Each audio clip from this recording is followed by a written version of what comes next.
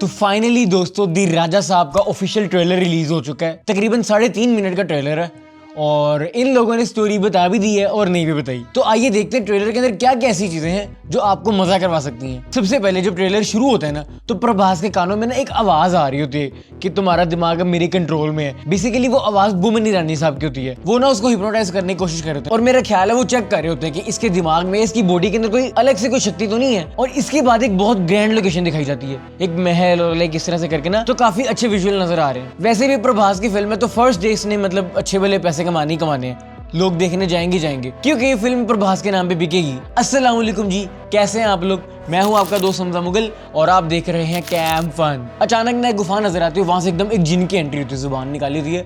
ठीक है, अच्छा लगता है, पर मैं पर्सनली डरा नहीं हूँ। सही है। बेसिकली फिल्म है हॉरर कॉमेडी फिल्म है। अब आजकल वैसे ही लोगों को हॉरर कॉमेडी मतलब ज़्यादा पसंद आने लगी है और उसके अंदर मतलब मुझे वो इस तरह से फील नहीं आई, मैं डरा नहीं उस तरह से। बाकी आप लोग को मुझे बताइएगा आपको वो जिन देख के डर लगा कि नहीं। अच्छा, अचानक सिचुएशन एकदम फ्लिप होती है तो वो ना प्रभास एकदम डर जाता है, डर के एकदम उठता है। तो बिल्कुल टेबल पे एक साइड में एक माइक पड़ा होता है, माइक और मतलब इस तरह से करके ना रिकॉर्डिंग की डिवाइस पड़ी होती है। तो मुझे लग रहा है वो उससे ना कुछ निकलवाना चाह रहे हैं। उसके बाद एक जिन की एंट्री होती है, लाइक ऐसे धुआं किस तरह करके ना जिन एंटर हो जाता है और प्रभास और 3-4 ना टीममेट्स खड़े होते हैं। तो प्रभास कहते हैं दादाजी आओ तुम्हें इनसे मिलवाता हूँ। तो वो बंदा कहता है तुम पागल है, कहते तो भागो, तो वो भाग जाओ। मतलब एक फनी और थोड़ा हॉरर टाइप उन लोगों ने एक सीन बनाया हुआ है। इसके बाद फिर हमें बहुत प्यारे विजुअल्स दिखाए जाते हैं जिसमें हमें फीमेल कास्ट भी दिखाई जाती है, जिसके अंदर मलाविका मोहनन, निधि अग्रवाल, रिद्धि कुमार और कियारा अली दीवानी। कियारा वैसे ट्रेलर के अंदर दिखाई तो नहीं है, पर फिल्म की कास्ट के अंदर अगर आप देखें तो कियारा हमें दिखाई हुई है, मतलब फिल्म के अंदर कियारा भी नजर आएंगे हमें। अच्छा, इन सारे प्यारे विजुअल्स के बाद प्रभास ने एकदम ऐसे पीछे होते हैं तो पीछे से एकदम चुड़ैल निकलती है।